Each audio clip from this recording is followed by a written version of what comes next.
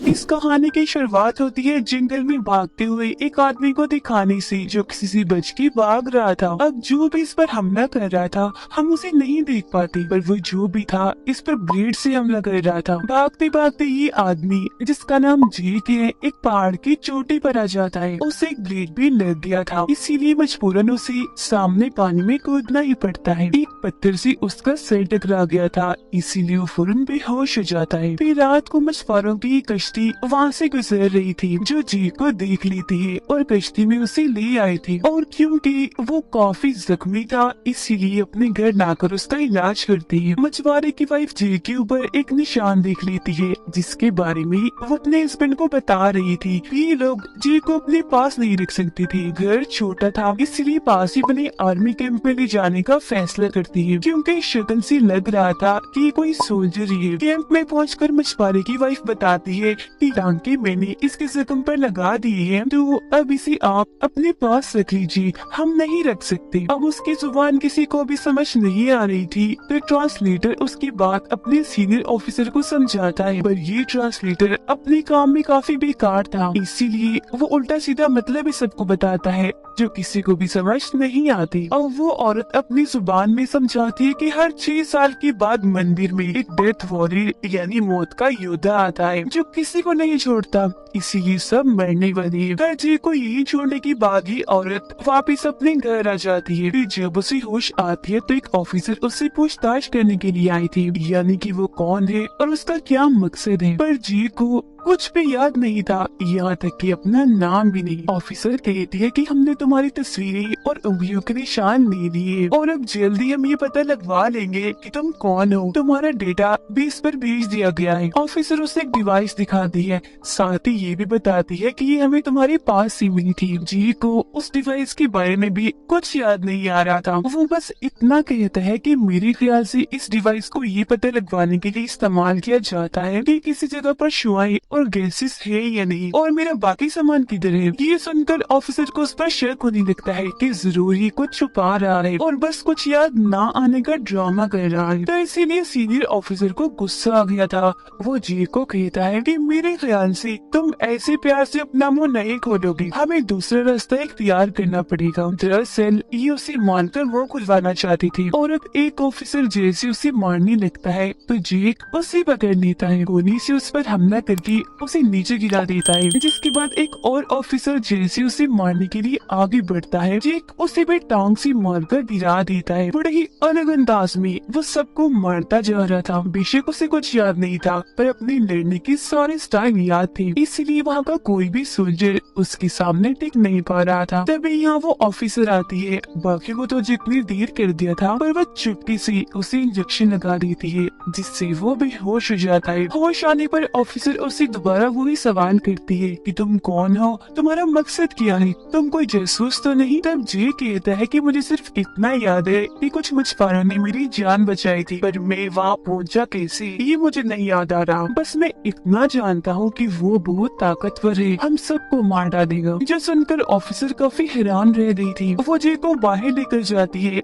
आसपास की जगह दिखाने के लिए ताकि उसे कुछ याद आ सके। जी हाँ, तभी एक अजनबी आता है जो दरअसल एक वॉरियर था। आती है वो सभी सोल्जर से अकेले ही लड़ने लगता है। हालांकि उसके पास कोई हथियार भी नहीं था पर फिर भी सबको मारता हुआ उनकी गोलियों से बचता जा रहा था। हाथों से टांगों से सबको तीर कर रहा था। सबको मारने के बाद वो जेक से कहता है कि जल्दी करो, हमें यहाँ से निकलना है, क्योंकि वो जेक को जानता था पर वो नहीं। लेकिन फिर भी जेक उस पर भरोसा करता है और उसके साथ यहाँ से भाग जाता है। रास्ते में आने वाले सोल्जर्स को भी वो मारते जा रहे थे और फिर एक काफी बड़े खेत में आ जाते हैं जहाँ झाड़ियों में से निकलकर और भी बहुत सारे लोग उनके पास आ जाते हैं। इनके हुलिये काफी अजीब थे क्योंकि सारे ही वॉरियर्स थे जो जेक को भी जानते थे पर उसे अभी भी कुछ याद नहीं आ रहा था। वो लोग भी काफी परेशान थे ये सोचकर कि आखिरी हमें पहचान क्यों नहीं रहा। अब इससे पहले कि वो जेक को लेकर मंदिर जाते ऑफिसर और उसके साथी आकर इन पर हमला कर देती है और जेक को एक बार फिर से पकड़ लिया जाता है। दोबारा पूछताछ करने पर वो बताता है कि मुझे नहीं पता कुछ भी,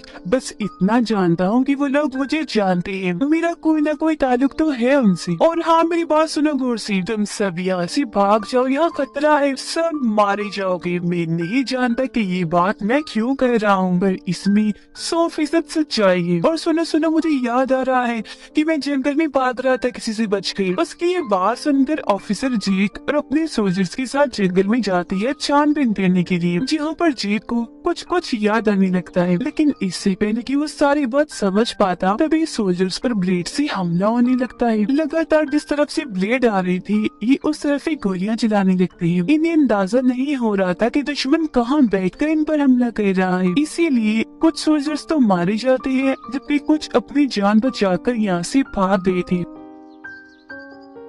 कैप्टन को कुछ महसूस होता है, वो एक पेड़ की तरफ देखकर मुस्कुराने लगता है, जिससे हम समझ पाते हैं कि वो चीज कैप्टन को नजर आ रही थी जो दरअसल इनविजिबल थी, मतलब कि वो थी तो पर नजर नहीं आ रही थी। और फिर वो चीज कैप्टन को दिखने लगी जाती है जो पेड़ से नीचे उतर आया था, जिस पर फौरन कैप्टन गोलियां चलाने लगता है, जो दरअसल एक एलियन था। उसे बहुत सारी गोलियां लगी थी, जिस वजह से वो नीचे गिर गया था। कैप्टन को लगता है कि शायद वो मर जाएगा, पर हैरत तो तब होती है जब उसके सारे जख्म फौरन भर जाते हैं। एकदम से वो उठता है और कैप्टन पर हमला कर देता है। उसने गले से पकड़ा हुआ था, जहाँ से ऑरेंज रंग की रोशनी निकल रही थी, जिससे हम समझ पाते हैं कि वो कितना ताकतवर है। उसके जिस्म के हिस्सों से नीले रंग की रोशनी भी निकल रही थी। उधर जेक ऑफिसर को अपने साथ लेकर भाग रहा था, जिस बीच वो एक गड्ढे में गिर जाता है, जबकि ऑफिसर अभी भी बाहर ही थी कि तभी अचानक उस पर भी ब्लेड से हमला होता है। वो बेचारी कट जाती है और मारी जाती है। उस गड्ढे में गिरकर जेक देखता है कि ये कीव गार है, जहाँ एक आदमी बैठा था जिसका नाम वायली था। वो जेक से पूछता है कि तुम्हें कुछ याद नहीं कि मैं कौन हूँ। तब जेक नामी जवाब देता है, जो सुनकर वायली उसे मारने लगता है, उसे लड़ने लगता है, कभी तलवार से, कभी टांगों से, कभी लकड़ी के टुकड़े से, ताकि जेक को सब याद आ जाए, पर कोई फायदा नहीं होता। फिर नॉर्मल होने के बाद वायली जेक को बताता है कि आज जिसने तुम पर जंगल में हमला किया था वो असल में एक एलियन है, जो दूसरे प्लेनेट सियारे सियाना है। उसे डेथ वॉरियर यानी मौत के योद्धा के नाम से भी जाना जाता है। जमीन पर आने का उसका मकसद बस एक ही है, दुनिया और इंसानियत को तबाह करना। और अब तुम्हें उसे खत्म करना होगा, क्योंकि एक वॉरियर ही वॉरियर को मार सकता है, हरा सकता है। और जे तुम भी हमारे वॉरियर हो। उनकी बात के साथ ही यहाँ उनके बाकी साथी भी आ जाते हैं, जो जेक को मंदिर ले जा रहे थे, जहाँ जेक की मुलाकात एक फीमेल वॉरियर से भी होती है, जो उसकी दोस्त थी, पर जेक को वो भी याद नहीं थी। फिर वायली जेक को एक दीवार पर बनी गोल शक्ल के पास लाता है और बताता है कि हर 6 साल के बाद जमीन के पास से एक प्लेनेट सियारा गुजरता है, और जब भी ऐसा होता है उस दुनिया का एक पोर्टल रास्ता खुल जाता है, जिस रास्ते के जरिए वो एलियन यानी डेथ वॉरियर हमारी दुनिया में आ जाता है। और वो रास्ता यही गोल शक्ल वाला है। उस एलियन को कोई आम इंसान नहीं हरा सकता, क्योंकि वो बहुत ही खतरनाक ताकतवर होता है। उसे हराने के लिए सदियों से मंदिर के गुरु लोगों को लड़ना सिखाते हैं, उन्हें वॉरियर बनाते हैं। अगर एक इंसानी योद्धा उसे ना हरा पाया तो वो एलियन योद्धा इस पूरी दुनिया को खत्म कर देगा। और अब जी तुम्हें हमारी आखिरी उम्मीद हो, कैसे भी करके तुम्हें उस एलियन वॉरियर को हराना ही होगा। जी ये सारी बातें सुन तो रहा था, पर हैरान था, लेकिन अब तक वो ये समझ गया था कि मैं इन सब लोगों के लिए बहुत खास हूँ। अब उसे भी वही कपड़े पहनाए जाते हैं जो बाकी वॉरियर्स ने पहने हुए थे। ये कोई आम कपड़े नहीं थे, बल्कि इनमें ऐसी खास टेक्नोलॉजी का इस्तेमाल किया गया था जिससे एलियन इन्हें नहीं देख सकता था। मतलब जैसे वो इन्हें इनविजिबल नजर आता है, ये भी उसकी तरह इनविजिबल होने की ताकत रखते हैं। जिसके बाद ये लोग अपने मिशन यानी एलियन को ढूंढने के लिए निकल जाते हैं। रास्ते में एक वॉरियर जेक को आसमान में वो प्लेनेट दिखाता है और बता रहा था कि यही उस एलियन का प्लेनेट है, घर है, जो 6 साल के बाद आ गया है। लेकिन इससे पहले कि ये यहाँ से जाए, हमें एलियन को पकड़ के या तो खत्म करना होगा या प्लेनेट के उस रास्ते से वापस भेजना होगा जो मंदिर में है, क्योंकि अगर प्लेनेट यहाँ से चला गया तो वो दरवाजा 6 सालों के लिए बंद हो जाएगा, जिसके बाद एलियन को वापस भेजने का कोई रास्ता नहीं होगा, तो वो हर तरफ तबाही मचा देगा। अब वायली उसे बताता है कि हर 6 सालों के बाद वो एलियन 9 वॉरियर से लड़ता है, जो सारे वॉरियर्स वो खुद ही चुनता है, और अगर उनमें से कोई एलियन के साथ लड़ने से मना कर दी तो वो गुस्से में आकर आसपास की हर एक चीज को तबाह कर देता है। हर जिंदा चीज जैसे इंसान, जानवर, परिंदे सबको खत्म कर देता है। अब खुद चुने जाने पर उससे लड़ना काफी गर्व की बात है, और अगर इसमें कोई मर भी जाए तो कम से कम बाकी लोगों की जान तो बची जाती है। अब जेक पूछता है कि हम लोग तो 8 हैं, वॉरियर्स 9 होने चाहिए, तो एक और वॉरियर किधर है? तो वाइली बताता है कि खैर है, हम पहले 9 ही थे, लेकिन अब हमारा एक वॉरियर मारा गया है, हमने उसे खो दिया है। इसी रात इन लोगों ने एलियन को ढूंढ भी दिया और हमला करके उसे काफी हद तक जख्मी भी कर दिया। वो उसे लगभग मार ही देती है कि तभी जेक पानी में गिर जाता है, जिससे लोग लड़ाई में हार जाते हैं। जेक ने भागने की कोशिश की थी, तभी वो गिरा था पानी में। आगे वो लोग जंगल में पहुंच जाती है और जेक को बताते हैं कि तुम ही एलियन का असली शिकार हो, तो इसीलिए तुम अकेले ही आगे बढ़ना, जबकि हम लोग आसपास नजर रखेंगे। और अब जैसे जेक आगे जाता है, एलियन उसके सामने आ गया था, लेकिन इससे पहले कि जेक उससे लड़ता, बाकी वॉरियर्स एक एक करके अपनी तलवारों से उस पर हमला कर देते हैं। काफी हद तक वो उसे जख्मी कर चुकी थी। जिस बीच कोई आकर जेक पर हमला कर देता है, वो बेहोश हो गया था। होश आने पर वो अपने सामने कैप्टन को पाता है, जो मरा नहीं था बल्कि अभी जिंदा था। वो जेक को बताता है कि मैं उस एलियन के बारे में जानता हूँ। वो फिर उस पर गन तान के कहता है कि तुम्हारे साथियों ने जो प्लान बनाया है वो ठीक नहीं है। मैंने देखा है कि उस एलियन की जख्म काफी तेजी से बढ़ जाती है, तो तुम लोग उस पर एक ही करके नहीं बल्कि एक साथ हमला करो। कैप्टन जख्मी होने की वजह से मरने वाला था। मरते मरते वो अपनी तलवार जेक को देता है, जिसे लेकर वो वाइली के पास आ चुका था, जहाँ वाइली उसे बताता है कि जिस दिन ये एलियन उस रास्ते से बाहर निकला था, इसने हमला करके हमारे वॉरियर को मार दिया था, और जब हम उसके साथ लड़ रही थी तो उसने तुम्हें चुना कि मैं इसके साथ लड़ूंगा, मतलब कि तुम उसे बहादुर लगे। तुम लड़ाई कर ही रही थी कि तभी तुम्हें पता नहीं क्या हुआ, तुम डर कर वहाँ से भाग गई। मैं ये नहीं कहता कि तुम बुज़दिल हो, क्योंकि तुमसे पहले लड़ने के लिए एलियन ने मुझे चुना था, और तब मैं भी बिल्कुल ऐसे वहाँ से भाग गया था। उसे हम दोनों ही बुज़दिल लगे, इसीलिए उसने हमें नहीं मारा, क्योंकि ये उसका उसूल है। वो बुज़दिलों को कुछ नहीं कहता। वो दोनों भी बातें कर ही रही थी कि तभी एक आदमी की लाश आके गिरती है, जो देखकर जल्दी से जीप चेक करने जाता है। उसे ये जानकर बहुत दुख होता है कि हमारा एक और साथी मारा गया है। अब जब बाकी साथी भी यहाँ आते हैं तो वो ये फैसला करते हैं कि हम सब मंदिर चले जाएंगे और वही एलियन से लड़ेंगे, क्योंकि अब प्लेनेट का वो रास्ता मंदिर वाले रास्ते से मिलने वाला था। अभी लोग खुद भी वहाँ पहुँच गए थे और एलियन को भी वहाँ आने पर मजबूर कर देते हैं। उसके आते ही एक साथ ही उस पर हमला कर देते हैं। कभी तलवारों से लड़ रही थी तो कभी किक्स,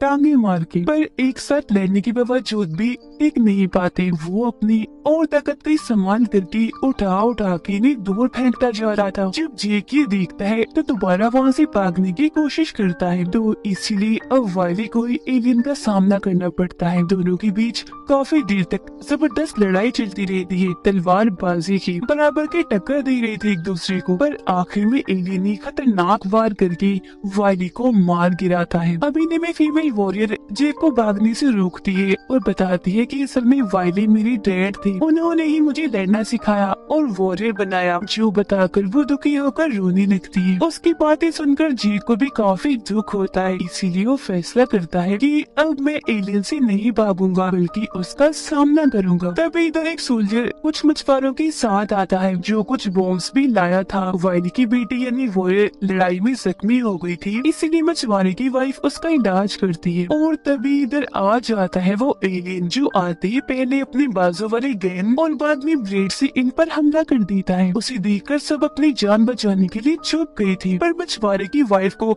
जरा भी डर नहीं लगता, बल्कि वो तो लगातार गन से उस पर गोलियां चलाने लगती है। तब वो लोग वहाँ से ये समझकर चले जाते हैं कि शायद वो मर गया होगा, पर हमेशा की तरह अब की बार भी उसके सारे जख्म फौरन बढ़ जाते हैं। उसके जिंदा होने का जेक को पता था, इसीलिए वो यहाँ आकर उससे लड़ने लगता है। दोनों के बीच काफी शानदार लड़ाई होती है, जिसमें दोनों ही एक दूसरे को उठा कर मार रही थी। और फिर ये लड़ाई कुछ ऐसा मोड़ लेती है कि जेक एलियन पर भारी पड़ने लगता है, लेकिन तभी चालाक एलियन अपनी और ताकतों का इस्तेमाल करने लगता है। आसपास की सारी चीजों को तोड़कर उनसे जेक पर हमला कर देता है, जिससे वो जख्मी होकर वहीं गिर गया था और अब उसे लड़ने में तकलीफ हो रही थी। एलियन आकर उसका गला पकड़ लेता है। जल्दी जेक को ये एहसास हो जाता है कि उस एलियन की कमजोरी आ गई। तो इस कमजोरी का फायदा उठाते हुए वो एलियन को आग के पास लाकर उस पर हमला कर देता है, जिससे वो काफी जख्मी हो गया था। अब वो प्लेनेट मंदिर के पास पहुंच गया था, जिससे दूसरी दुनिया का दरवाजा यानी वो गोल शक्ल वाला रास्ता खुल गया था। तभी इधर फीमेल वॉरियर भी आ चुकी थी, जो काफी बार गन से